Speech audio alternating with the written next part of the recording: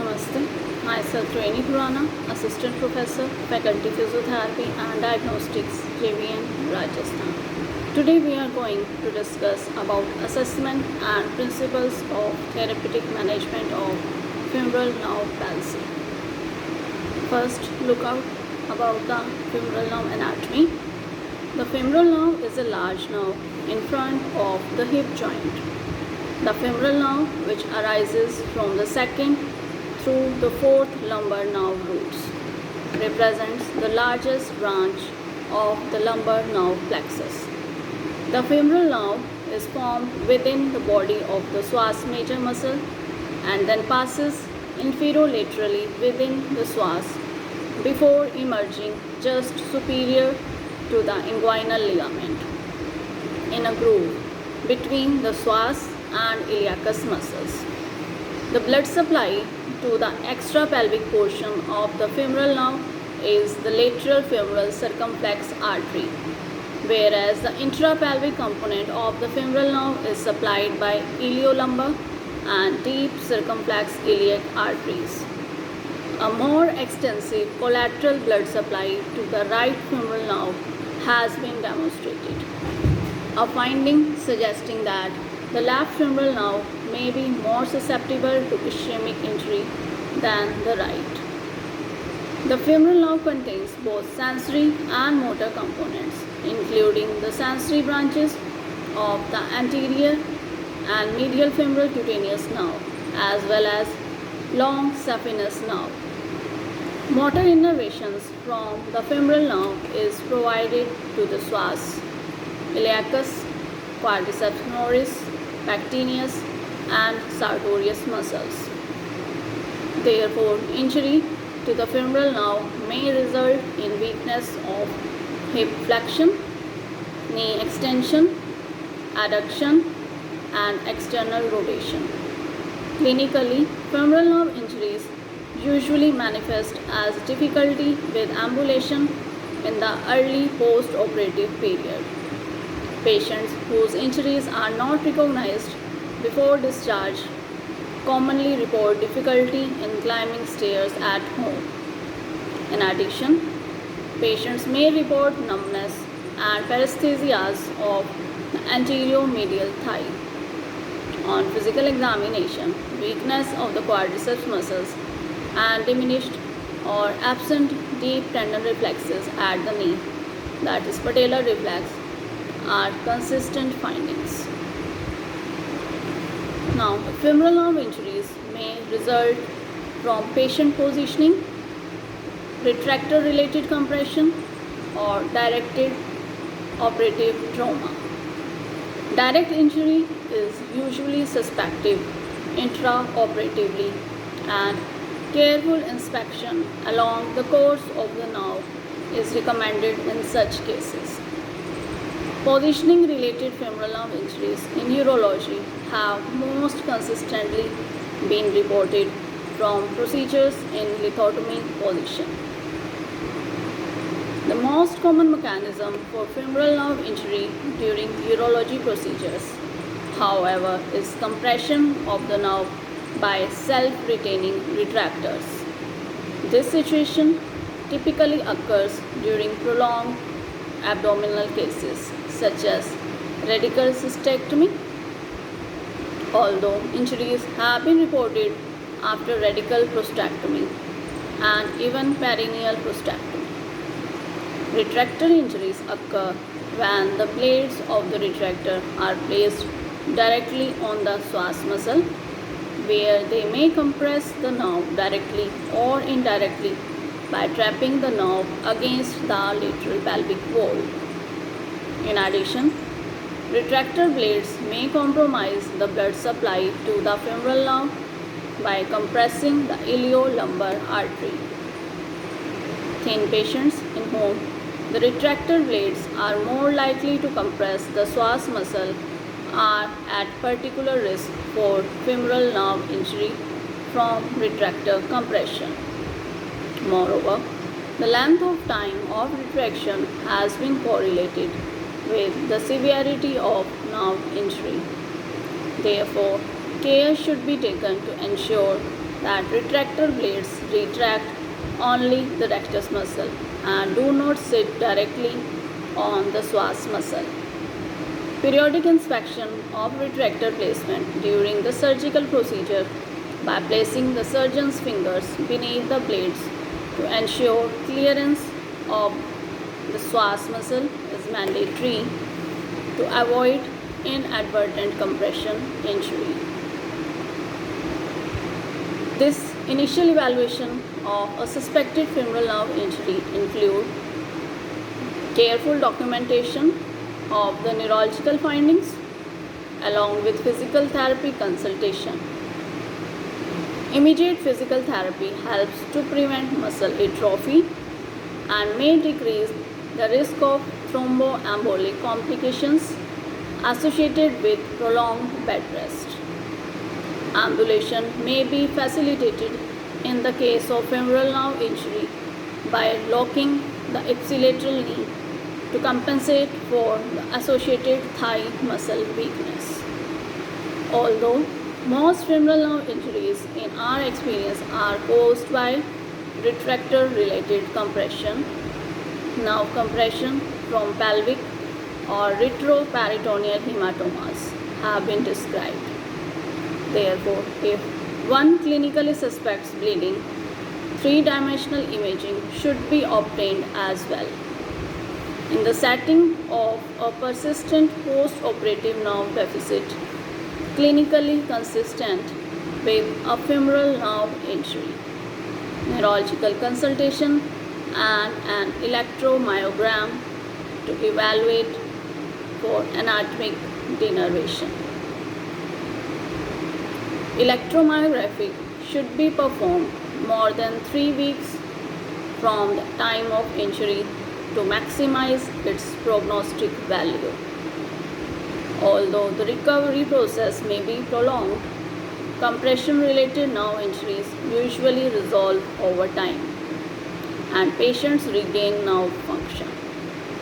Early return of function has been thought to correlate with full recovery, and sensory lesions are more frequently transient than are motor lesions.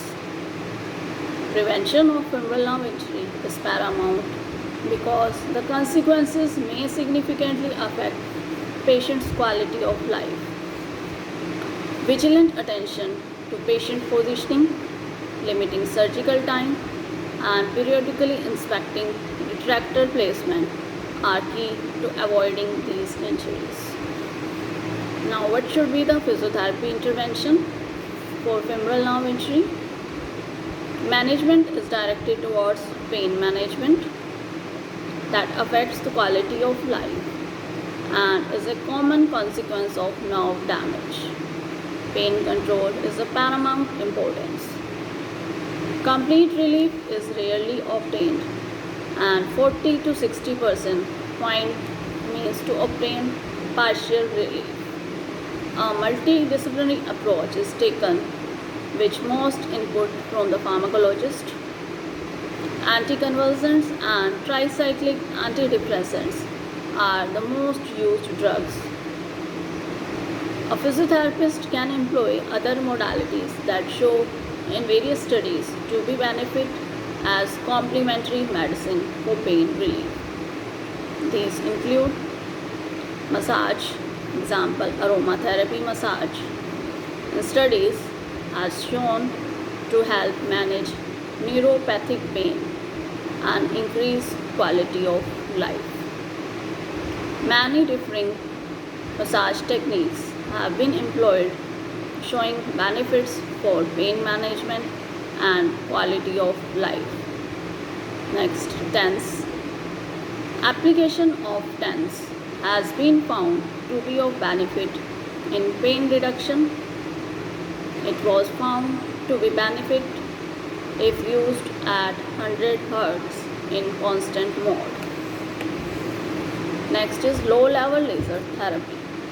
Studies have found this to be benefit in pain relief and accelerating of healing in treatment and treatment in neurological deficits as an adjunct therapy. Other techniques are relaxation techniques and acupuncture. A consequence of denervation is muscle atrophy and functional deficits. The healthy neuromuscular junction is critical for nervous control of muscle. TENS has been seen in numerous studies to have a positive effect on maintaining neuromuscular junction health and prevention of muscle atrophy. A 2018 study found the use of TENS was most beneficial if delayed to 1 week post-trauma, the use of 100 Hz being most beneficial. Muscle care is of utmost importance to prevent damage to muscle units.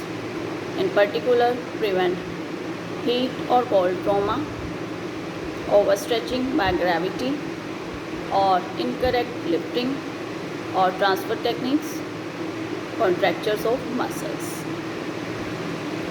Techniques employed by physiotherapists to achieve the above goals are massage, ultrasound therapy, hydrotherapy, splints, passive range of motion stretches, and correct transfer skill education. When muscle strengthening exercise can commence, it is important not to damage the healing nervous tissue. If pins and needles, numbness, or increased pain occurs, the exercise is too hard and can have a negative effect on healing. Muscle strengthening exercises are employed as appropriate.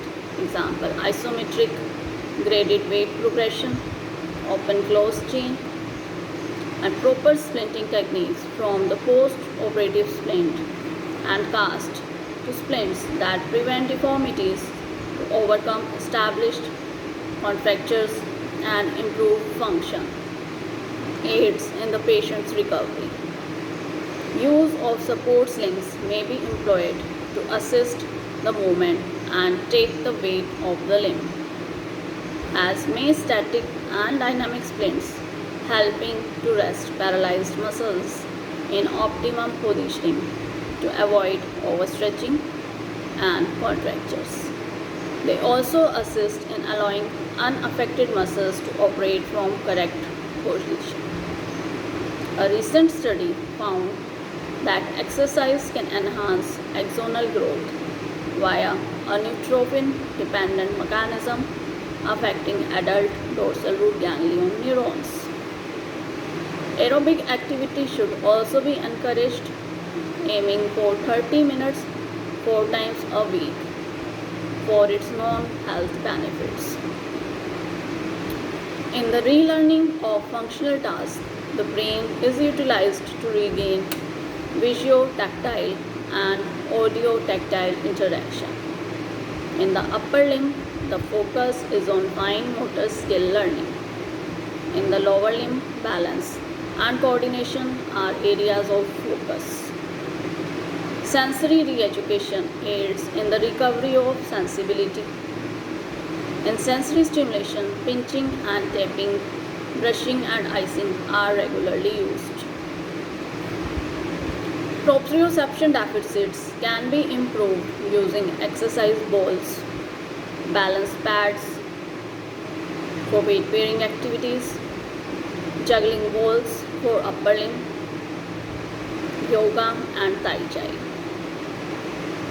The soft tissues of the region and adjacent regions supplied by the damaged nerve are at risk of contractures if left in shortened positions. Regularly daily massage, passive ROM exercises are needed on a daily basis. Protective, removable, static splints are also useful in contracture prevention. For joints that have become stiff, ultrasound and laser are always useful therapy.